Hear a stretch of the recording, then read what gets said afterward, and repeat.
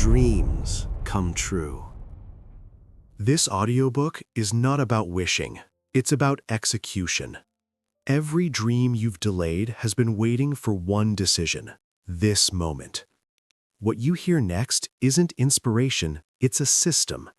Listen closely, because dreams don't come true by chance.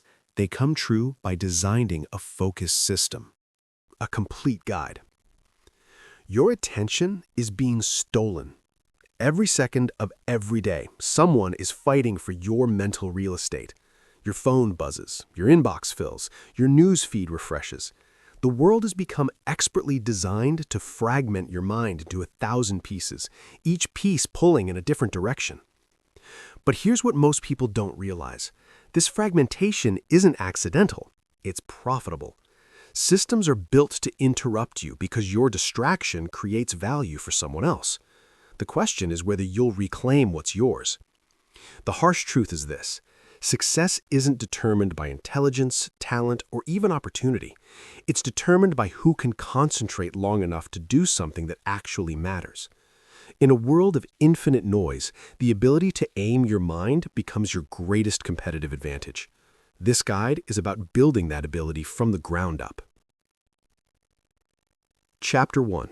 The Clarity Threshold, when decision becomes power. Most ambitious people believe they fail because they lack something: talent, resources, luck, connections. They're wrong. They fail because they never truly commit. Think about the difference between a half-hearted attempt and an absolute decision. When you're halfway in, your mind is constantly open to escape routes. Part of your energy goes toward the work, part of it goes toward imagining alternatives. This divided state is exhausting and produces nothing but regret. Real clarity arrives the moment you stop keeping options alive. Not the moment you feel like committing, the moment you actually decide that this is the path, these are the terms, and this is non-negotiable. Here's what happens when you make a true decision. Your brain stops negotiating.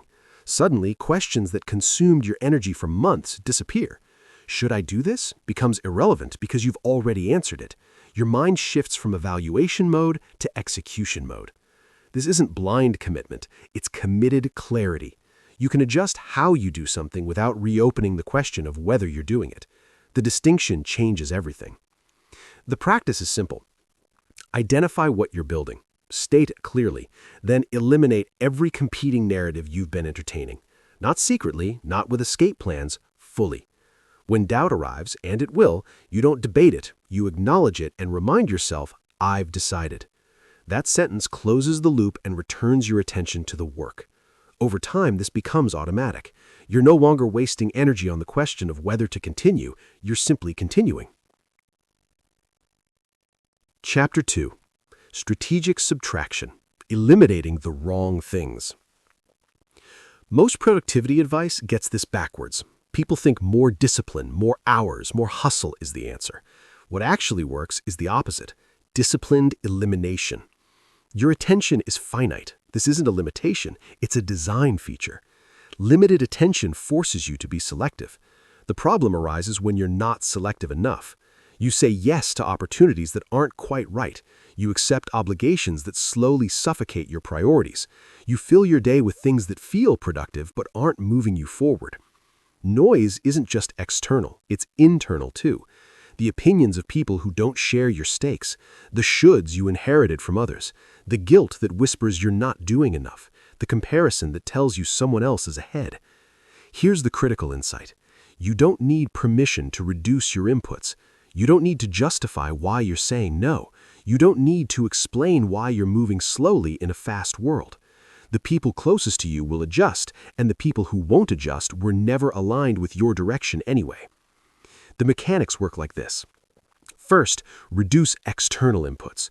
Fewer notifications, fewer meetings that don't require your presence, fewer conversations with people who drain rather than invest, fewer opinions about decisions you've already made.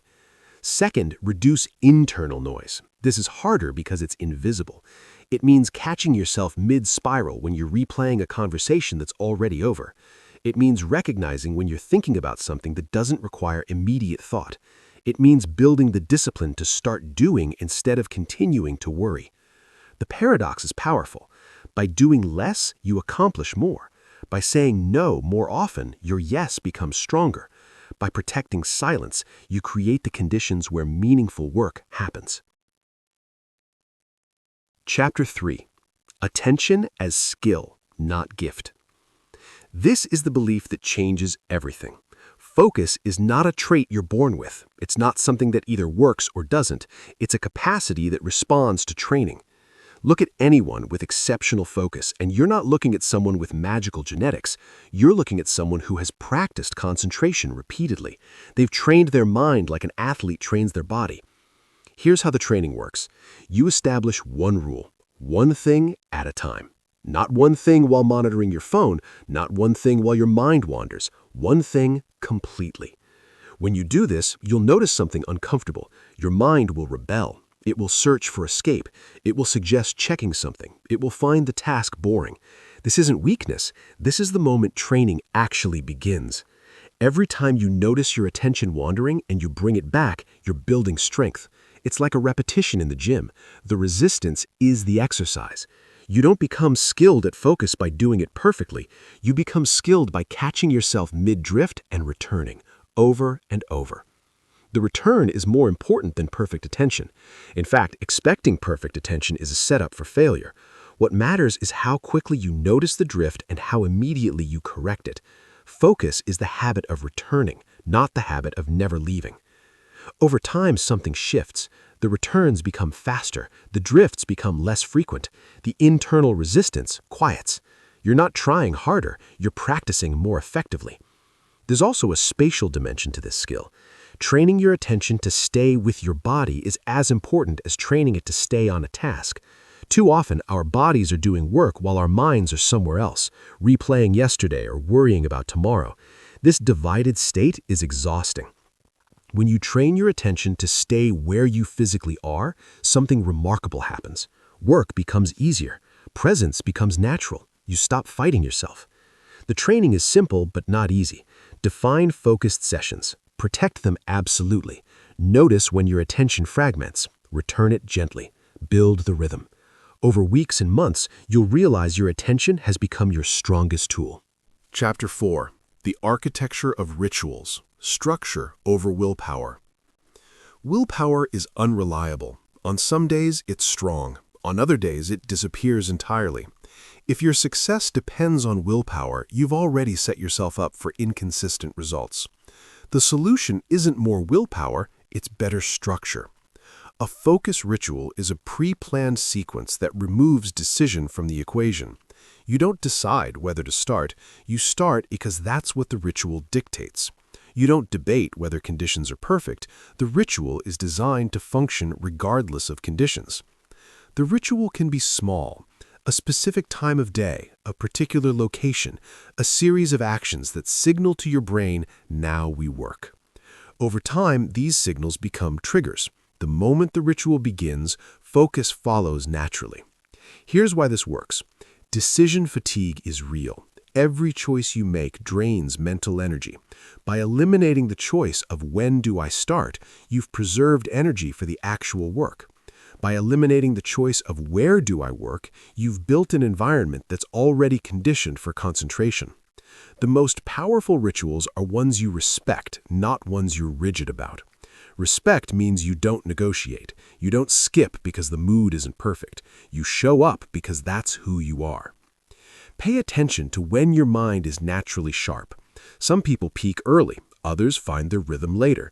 Design your ritual around your natural rhythms, not against them. A ritual that works with your biology beats a ritual that fights it. The environment matters significantly, not because you need perfection, but because environment communicates. A clear desk says, we focus here.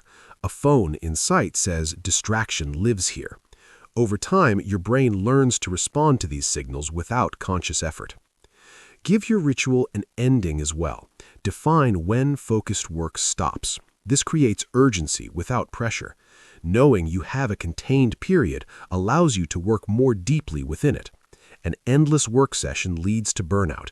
A bounded session followed by genuine rest leads to sustainable progress. At first, rituals feel mechanical. That's not a problem. Discipline often arrives before inspiration. Stick with the ritual anyway. Within weeks, it becomes familiar. Within months, it becomes comforting. You're no longer fighting the ritual, you're leaning into it. If a ritual breaks, repair it. Don't abandon it. Return to it the next day without drama. Progress doesn't come from never missing, it comes from never staying away. Chapter 5. The Readiness Trap. Action before confidence.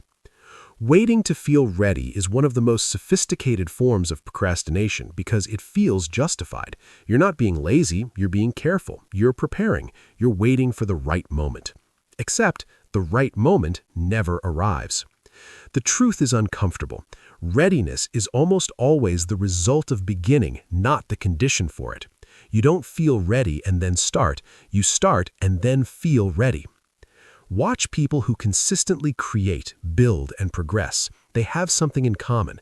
They don't ask themselves how they feel before working. They ask what needs to be done. Their emotions are noted but not consulted. This isn't callousness, it's clarity.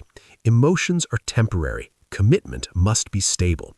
Some days you'll feel energized. Those days are easy, and they're not what defines you. The days that define you are the ones when nothing feels exciting, effort feels slow, and your mind argues against continuing. On those days, the only thing between you and progress is the decision to move anyway. Here's the practice. Separate your emotional state from your behavioral choice. You can feel uncertain and still take the next step. You can feel tired and still begin. You can feel distracted and still focus for 10 minutes. Action is what shifts the emotional state, not the other way around. Start work and your motivation often follows. Continue for 5 minutes and your resistance often weakens. This is so consistent, it's almost mechanical. The discomfort you feel when beginning without readiness is not a sign to stop. It's a sign that you're crossing from the comfortable into growth. Every time you move forward despite the resistance, you're teaching yourself something crucial. Your progress doesn't depend on how you feel. This builds something deeper than motivation. It builds self-trust. Every time you follow through despite doubt, you prove to yourself that you can be counted on. That proof compounds. Eventually, self-doubt loses its voice because your actions consistently contradict it. There's also a difference between rest and avoidance that's worth understanding. Rest restores your capacity. Avoidance preserves your discomfort. Learning which is a skill worth developing. When doubt appears, don't argue with it. Don't try to convince yourself you're ready. Just work anyway. The doubt will accompany you for a while, but it will gradually quiet as you prove it wrong through action. Chapter 6. The Power of Concentrated Force. Scattered effort produces scattered results. This is one of the most important laws of execution, and it's widely ignored. When you're trying to do multiple things simultaneously, you're not working efficiently. You're context switching, and every context switch has a cost. Your mind loses momentum, your attention fragments further, your energy spreads thinner. Meanwhile, you look busy, you're doing things, you're moving, but nothing is reaching completion, nothing is reaching depth. Progress requires both. Here's the distinction that changes everything. You can be ambitious and focused simultaneously. Ambition is about where you want to go. Focus is about the narrow path you take to get there. When you align these two, something powerful happens. Identify the few actions that actually move the needle. Not the busy work, not the tasks that make you feel occupied, the actions that, if repeated consistently, create visible change. These are often simple, uncomfortable, and easy to avoid. That's exactly why they work. When your effort is narrow, focus becomes natural. You're not juggling competing priorities. Your attention knows where to go. Each day builds on the previous one. Small improvements stack into momentum. Confidence grows not from imagination, but from evidence. At the beginning of this approach, progress might feel slow. You're not doing many things, you're not checking many boxes, but pressure is building beneath the surface. Think of effort like water. Spread thin, it barely leaves a mark. Focus through a narrow opening, it cuts through stone. There will be moments when distraction feels appealing. New ideas will appear, alternatives will call for attention. But this is where discipline matters. Not now means not abandoning the idea, but postponing it. This thing you're focused on deserves your full force before you split your attention again. As effort narrows, something unexpected happens. Work becomes more efficient. You learn faster. Mistakes correct themselves sooner. Patterns become visible. Familiarity creates mastery. Mastery creates momentum. There's also a psychological shift.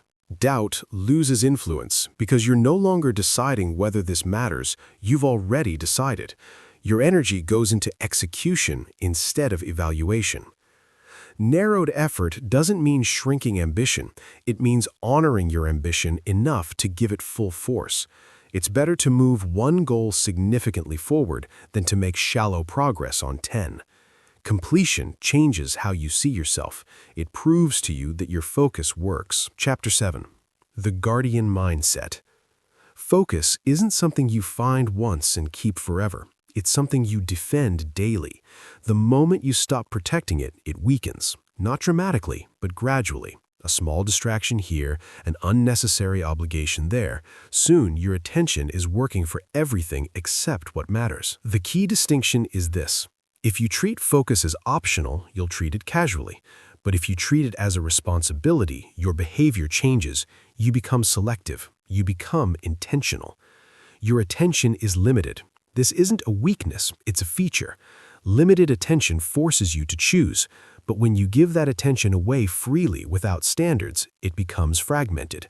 Focus cannot survive in a space where everything is allowed.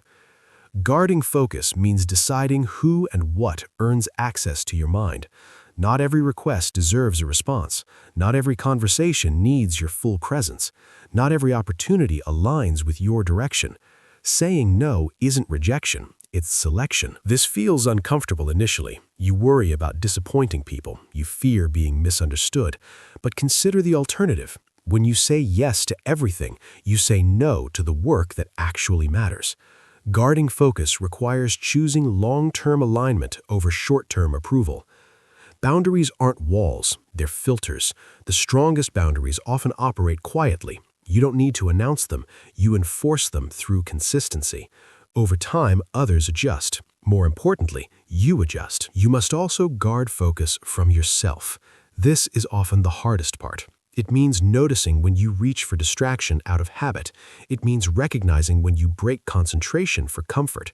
Responsibility begins with awareness. Focus is drained by constant context switching. Every jump between tasks costs energy. Guarding focus means creating space where switching is minimized. It means staying with one thing long enough for your mind to settle and engage. There will be seasons when guarding focus feels isolating, when you're less available, less reactive, less involved in things that don't serve your direction. That's not withdrawal, that's alignment. Solitude often accompanies meaningful progress. You must also guard against urgency. Everything seems important when everything is loud, but urgency is often manufactured. True priorities don't scream, they wait. Guarding focus means learning the difference between what's loud and what's essential. As you protect your attention, something internal shifts. You feel calmer, clearer, less reactive. Your decisions improve because your thinking isn't constantly interrupted. People who guard their focus move differently. They're not rushed, not scattered, they're deliberate. Chapter 8. The Silent Progress Test.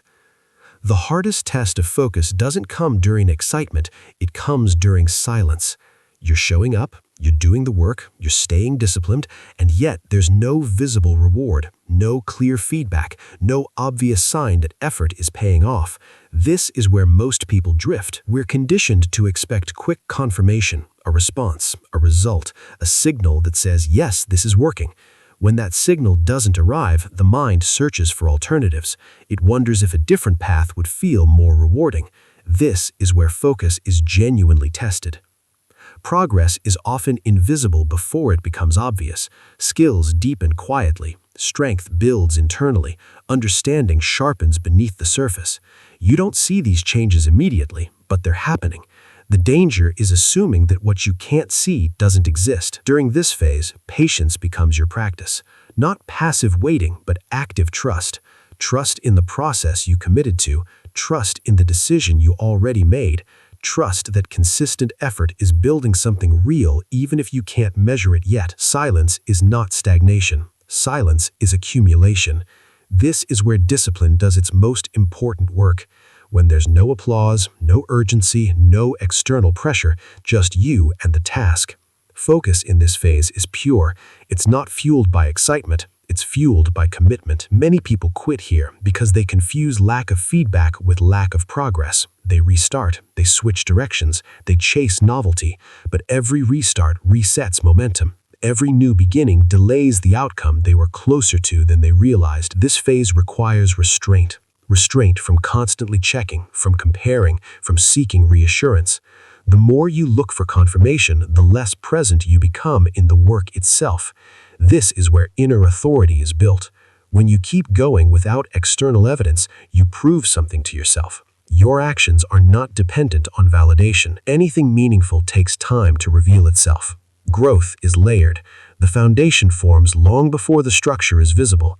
You're doing work now that supports outcomes you can't yet imagine, but it only works if you stay when doubt speaks, and it will. Return to what you control. The next action, the next focused session, the next small improvement. Silence the noise by moving forward, not by thinking harder. Steadiness is not dramatic. It doesn't feel heroic. It feels ordinary, but it's rare, and rarity creates advantage. Most people can't tolerate the quiet phase. You can. As you remain steady, the silence becomes familiar, comfortable. You stop needing constant feedback. Focus deepens because it's no longer distracted by expectation. Then, often unexpectedly, progress becomes visible. What felt slow suddenly looks like momentum. What felt stuck reveals itself as preparation. But this only happens if you stay long enough. Chapter 9. Breaking free from borrowed direction. One of the fastest ways to lose focus is to give too much weight to opinions that don't share your responsibility. Everyone has something to say. Advice is everywhere. Feedback arrives whether you ask for it or not. The problem isn't listening. The problem is listening without selection. Not every opinion deserves equal importance. Some people speak from experience. Others speak from fear. Some want to protect you. Others want to feel relevant. When you chase approval, focus becomes unstable. You begin adjusting your path to match expectations. You hesitate before taking bold steps. You start explaining yourself instead of executing. Over time, your energy shifts from progress to perception. This doesn't mean becoming stubborn or isolated. It means becoming selective, deciding whose voice matters and whose doesn't. That decision restores internal authority. Once you trust your own judgment, outside noise loses power. There will be moments when doubt feels justified because someone you respect questions your direction. This is especially dangerous because respect can make you second-guess yourself. But even respected voices are limited. They don't carry your goals. They don't live with your consequences. Focus strengthens when you stop outsourcing belief, when you stop asking for permission to continue, when you realize that certainty isn't something you wait for, it's something you practice. You don't need constant reassurance. You need consistency. Confidence grows from repetition, not consensus. Every focused action reinforces your direction. Every day you stay the course, self-trust replaces doubt. There's a quiet cost to constantly adjusting your path. Progress slows, energy scatters, the work never reaches depth. If you notice yourself frequently explaining your plans, pause. That urge often signals insecurity. The most focused people don't over-explain. They let results speak. Silence protects direction. Detachment also means limiting exposure. Not every conversation needs your attention. Not every critique needs a response. The more space you create between your focus and external commentary, the stronger your internal compass becomes. At first, this feels uncomfortable. You may feel misunderstood. You may feel alone in your commitment. That's part of the process. Focus often requires solitude, not physical isolation, but mental independence. When you stop reacting to opinions, something shifts. Your mind becomes quieter, decisions become faster. You move with less hesitation. Focus feels grounded because it's no longer pulled in multiple directions. There's a difference between guidance and noise. Guidance supports your direction. Noise questions it without responsibility. Learn to recognize which is which. Accept guidance thoughtfully. Discard noise quickly. This is about ownership. Owning your direction. Owning your pace. Owning your outcome. When you take full ownership, opinions lose their ability to steer you. Detaching from opinions that dilute direction doesn't make you arrogant, it makes you committed. And commitment sustained over time creates clarity that no outside voice can replace. Chapter 10. Simplicity as Strength. Focus struggles in complexity. The more crowded your life becomes, the harder it is for your mind to settle on what matters. Too many commitments, too many possessions, too many expectations. Each one pulls a little attention away. Over time, that constant pull weakens clarity. Simplification isn't about having less for the sake of having less. It's about removing what competes with your focus. A cluttered environment creates a cluttered mind. When everything around you demands attention, your thoughts follow the same pattern. Simplification begins by noticing what drains you. What you tolerate quietly consumes energy. What you postpone mentally stays open in the background. Focus improves when loose ends are reduced. Many people confuse simplicity with limitation. In reality, simplicity creates space. Space to think, space to breathe, space to concentrate deeply. Start with commitments. Every commitment has a cost: time, energy, attention. Some commitments move you forward, others keep you busy. Simplifying means reviewing what you've agreed to and asking one honest question: does this support my direction right now? If not, it may be time to let it go. Letting go doesn't require drama. It requires clarity. You don't need to justify every choice. You don't need to explain every change. Simplification is a private decision about alignment, not approval. Simplify your environment. You don't need perfect order, but you need intentional order. Remove what distracts, keep what supports. When your space signals focus, your mind follows. Order reduces friction. Less friction means more mental energy available for meaningful work. Your schedule matters too. Overscheduling fragments attention. When every hour is packed, there's no room for depth. Focus needs uninterrupted space. Simplifying your schedule means protecting blocks of time where nothing competes. These blocks become the foundation of progress. Mental clutter is equally important. Replaying conversations, worrying about outcomes you can't control, carrying unnecessary guilt. These habits quietly exhaust attention.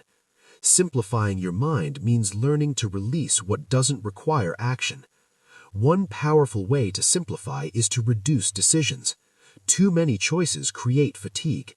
When you simplify routines, meals, clothing, and daily structure, you free mental capacity. That capacity can then be invested in your most important work. Simplification is also about reducing expectations. Trying to meet everyone's standards pulls you in too many directions. Focus strengthens when you decide whose expectations matter and whose don't.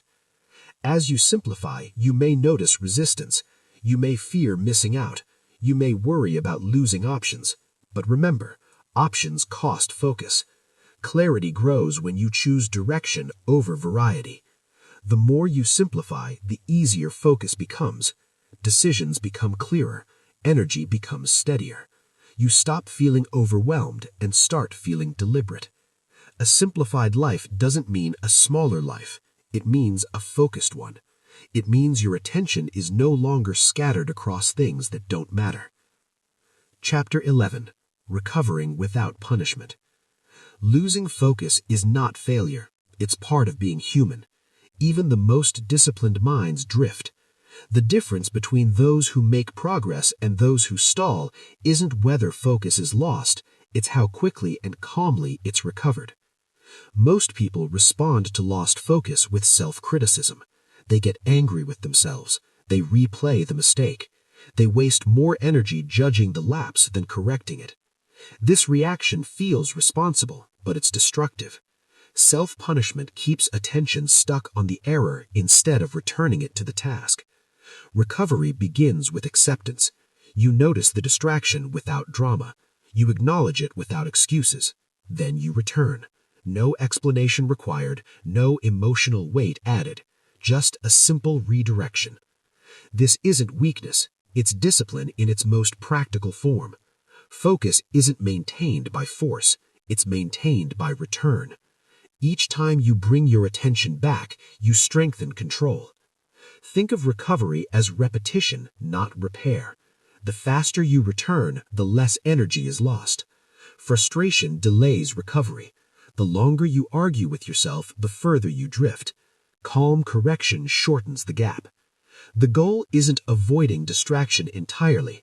It's minimizing the distance between drifting and refocusing. Build a habit of immediate reset. When you notice your attention wandering, gently anchor it back to the next small action. One sentence, one page, one step.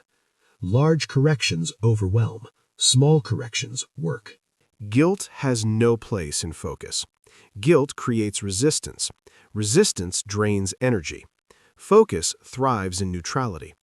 When you treat distraction as information instead of failure, you stay in control. This applies to missed days, broken routines, and unfinished sessions. Skipping once doesn't erase progress. Quitting because you skipped does. Recovery means continuing without carrying yesterday into today. Many people abandon structure because they believe they've ruined it. That belief is the real problem. Discipline isn't fragile, it's flexible. It bends and returns. Your internal dialogue matters here. Speak to yourself the way a good mentor would. Direct, calm, solution-focused. Back to work. That's enough. No lecture required. Recovery also means adjusting, not just restarting. If focus breaks repeatedly, something needs to change. Shorter sessions, fewer distractions, clearer boundaries. Recovery isn't blind persistence, it's intelligent continuation. When distraction feels persistent and resistance keeps appearing, lower the bar, reduce the task, focus on starting rather than finishing. Momentum often returns once motion begins. Learning to recover focus without punishment builds resilience. You stop fearing mistakes. You stop overreacting to slips. Progress becomes steady because it's no longer disrupted by emotional overcorrection. Over time, recovery becomes faster, quieter, almost automatic.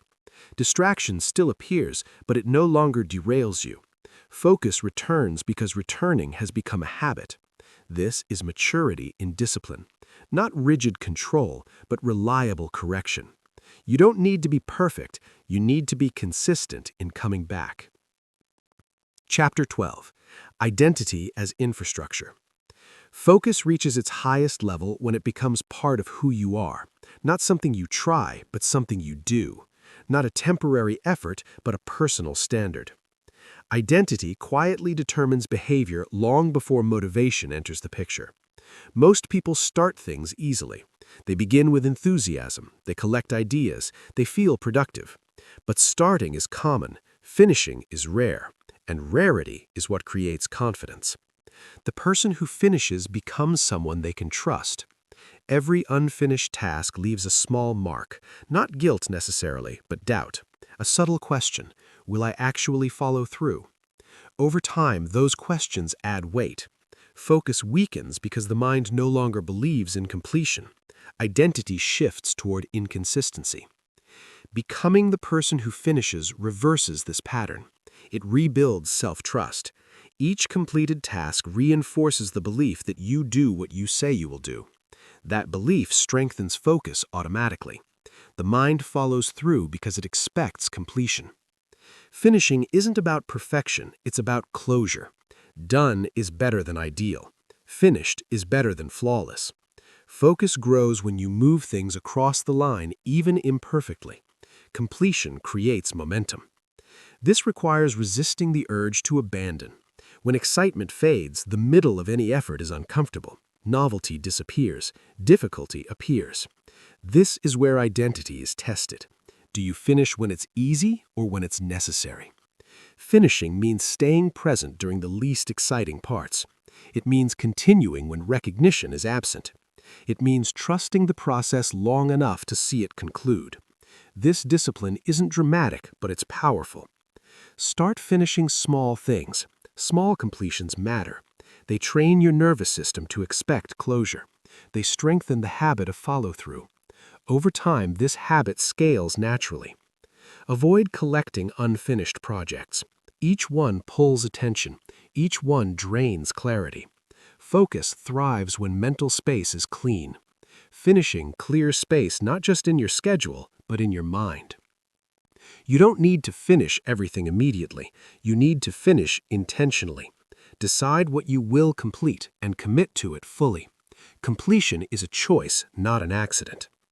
Notice how your posture changes when you finish something, how your energy shifts, how confidence rises quietly. This is identity forming. This is focus becoming internal. Finishing also builds patience. You stop chasing novelty. You learn to sit with effort. You learn to stay. This ability carries into every area of life. There will be moments when quitting feels justified, when starting over seems appealing. But remember, starting over delays trust. Finishing builds it. Being the person who finishes doesn't mean never adjusting. It means adjusting without abandoning. It means carrying things to completion even if the path changes. This identity becomes self-reinforcing. Focus strengthens because your mind expects continuity. Resistance fades because quitting is no longer an option you entertain lightly. You become calmer, more grounded, less scattered. Your attention has direction because your identity has structure. Becoming the person who finishes is one of the most powerful shifts you can make. It transforms focus from effort into habit, from discipline into character. And when focus becomes character, staying the course no longer feels like struggle. It feels like who you are. Chapter 14. Focus through disruption. No plan survives untouched. Life interrupts without warning. Energy drops, emotions rise, circumstances change. This isn't a flaw in your system, it's reality. The real question isn't whether disruption will come, it's whether your focus can survive it. Most people lose focus not because they lack discipline, but because they expect conditions to stay stable. When life shifts, their structure collapses. Focus, however, isn't meant to depend on ideal conditions, it's meant to adapt. Disruption often brings emotional weight, stress, disappointment, fatigue. In these moments, the mind seeks relief. It looks for distraction. It wants to pause everything until things feel normal again. But waiting for normal can mean waiting forever. Staying focused during disruption means not ignoring your emotions. It means not allowing them to dictate your direction. You acknowledge what you feel, but you don't hand it control. Focus remains active even when energy is low. This is where flexibility matters. When life disrupts you, adjust the scale, not the commitment. You may not be able to give full effort. That's fine. Give consistent effort. Progress may slow, but it doesn't stop. Reduce the task, shorten the session, simplify the goal. Focus doesn't require intensity to survive. It requires continuity. Even small action keeps the thread unbroken. Disruption tests priorities. When time becomes limited, what you protect reveals what matters. Focus strengthens when you continue showing up in small ways rather than disappearing completely. There will be days when your best looks different. Accept that discipline isn't rigid. It bends to reality without breaking. What matters is that you stay connected to the work, even loosely. Avoid all or nothing thinking. Missing one session doesn't mean you failed. Falling behind doesn't mean you've lost direction. Focus returns faster when you let go of guilt. Disruption often brings clarity. It strips away the unnecessary. It forces simplification. Use this. Let the disruption refine your focus instead of destroying it. Some of the strongest habits are built in imperfect conditions. When you learn to work through chaos, you become resilient. Focus becomes independent of circumstance. There will be moments when stopping feels justified, when you feel overwhelmed, when rest is needed. Rest with intention, not avoidance. Decide when you will return. Keep the connection alive.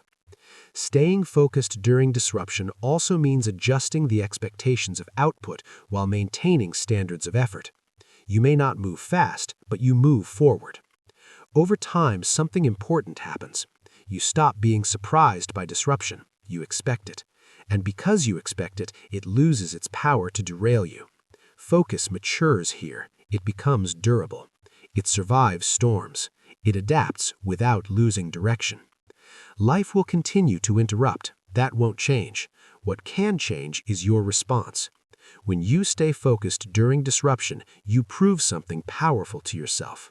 You prove that your commitment isn't conditional, that your progress doesn't depend on comfort, that your focus is strong enough to continue even when life doesn't cooperate. Chapter 15. Measuring what actually moves the needle. Many people lose focus not because they're not working, but because they're measuring the wrong things. They look for dramatic results, big changes, immediate confirmation. When those don't appear, motivation fades and doubt grows. Focus weakens not from lack of effort, but from lack of the right feedback. What you measure determines what you sustain. If you only measure outcomes, you will quit during the quiet phases. Outcomes lag. They show up late. Focus, however, is built in the daily process. That's where measurement should live. Progress is not always visible, but it is always traceable. Did you show up? Did you follow the ritual? Did you complete the session you committed to? These are meaningful markers. They tell you whether your focus is intact. When you measure behavior instead of results, consistency improves. You stop chasing emotional highs and start building reliable patterns. Focus becomes steady because it's anchored to action, not mood. Many people sabotage focus by constantly evaluating how they feel. Feelings fluctuate. They're poor indicators of progress. Some of your most productive days will feel unremarkable. Some of your least productive days will feel busy. Measurement cuts through this illusion. Choose simple metrics. Complex systems create confusion. 1 or 2 clear markers are enough. Did I do the work I said I would do today? Did I protect my focus window? Did I move the task forward even slightly? These questions keep you aligned. Tracking progress also creates accountability to yourself. When you see your consistency on paper, confidence grows. Focus strengthens because it's reinforced by evidence. Avoid the trap of comparison. Comparing your progress to others distorts measurement. Everyone's timeline is different. Focus weakens when it's constantly judged against someone else's results. Instead, measure against your own standard. Are you more consistent than last week? More focused than last month? Progress is personal. Measurement also provides clarity. When adjustments are needed, if progress stalls, the data tells you where. Maybe sessions are too long. Maybe distractions are creeping in. Measurement turns frustration into information. Celebrate small wins, not emotionally, but deliberately. Acknowledge consistency. Recognition reinforces behavior. Focus responds to reinforcement. Be careful not to overmeasure. Obsession with tracking can become another distraction. Measurement should support focus, not replace it. Keep it light. Keep it honest. When focus feels shaky, return to measurement. It grounds you. It reminds you that progress is happening even if outcomes are still forming. Over time, measuring what matters changes your relationship with effort. You stop demanding instant results. You trust the process because you can see it working. Focus becomes less emotional, more mechanical, more dependable. You show up because the system works, not because you feel inspired. Measuring progress that actually matters keeps you moving during doubt. It anchors you during silence. It turns patience into confidence. When you know how to measure correctly, focus becomes sustainable. And when focus is sustainable, results arrive. Not suddenly, but inevitably. Chapter 15. The Completion Covenant. There is a moment in every meaningful pursuit when finishing becomes harder than starting. The excitement is gone. The novelty has faded. What remains is quiet effort. This is where focus proves its worth, not in ambition, but in completion. Starting feels hopeful. Finishing feels demanding. It asks for patience, discipline, and loyalty to a decision made long ago. Most people never reach this stage because they leave when things become ordinary. But ordinary effort sustained is what creates extraordinary results. Finishing requires endurance. It means staying when there is nothing new to discover, when the work is familiar, when progress feels incremental. This phase is not glamorous, but it is decisive. Focus that survives here becomes unbreakable. Completion is powerful because it closes a loop. It releases mental energy. It provides proof, not to others, but to yourself, that you follow through. That proof changes how you approach everything else. Many people abandon projects not because they can't finish, but because they underestimate the value of finishing. They move on too quickly, chasing the feeling of beginning again. But beginnings don't build confidence. Endings do. Focus sharpens near the finish line. The task becomes clear. Distractions lose appeal. You know what must be done. This clarity is earned through staying. There will be moments when quitting feels reasonable, when you believe you've already learned enough, when you wonder if finishing even matters. These thoughts are familiar to everyone who gets close to finishing. They're not signals to stop.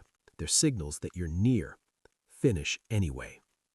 Finishing doesn't require perfection. It requires closure. The final version doesn't need to impress. It needs to exist. Completion allows learning to settle. It allows growth to register. When you finish something, you change how you see yourself. You become someone who completes. That identity carries forward. The next challenge feels lighter because you trust your ability to follow through. Finishing also teaches restraint. You stop overthinking. You stop tweaking endlessly. You accept progress as enough. This acceptance frees focus for future work. The final stretch often reveals distractions that weren't obvious earlier. Fatigue invites avoidance. Protect your focus here. Narrow your attention. Reduce inputs. Stay with the task. There's a dignity in finishing quietly. No announcement, no drama, just done. This quiet completion builds confidence that doesn't depend on recognition. Once you cross the line, pause. Acknowledge the effort. Let the completion settle. This moment matters. It marks the end of one chapter and the readiness for another. Finishing what you started isn't about stubbornness. It's about integrity. You honor the commitment you made to yourself. When you make finishing a habit, focus becomes reliable. Projects stop lingering. Energy stops leaking. Momentum builds naturally. This is the final proof of focus. Not endless activity, but completed work. Conclusion. The practice of focus. Focus isn't something you master once and move on from. It's something you choose again and again. Every day presents the same quiet decision. Will you protect your attention, or will you give it away? Will you stay with what matters, or will you drift toward what is easy? Throughout this guide, you've seen that focus isn't about intensity, it's about consistency. It's not about perfect conditions, it's about commitment in imperfect ones.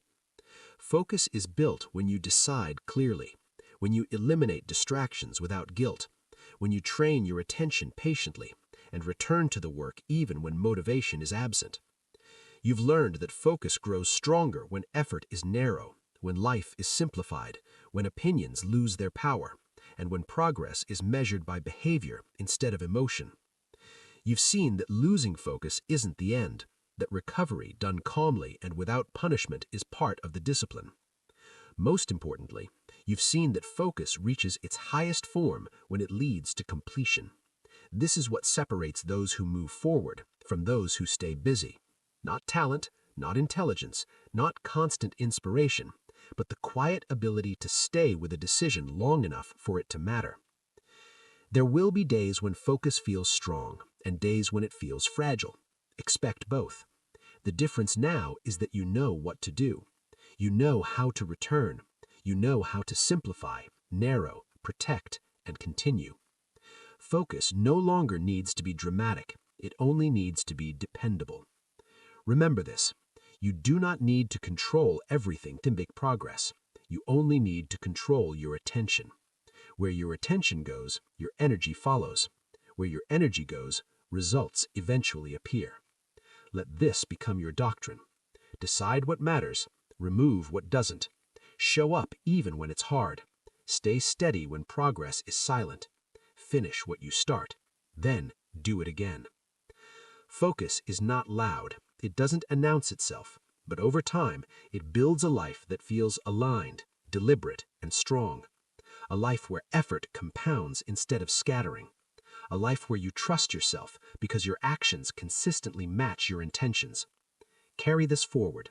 Practice it daily. Return to it whenever you drift. Focus isn't about rushing toward the future. It's about staying present long enough to build it. Stay focused until your vision becomes real.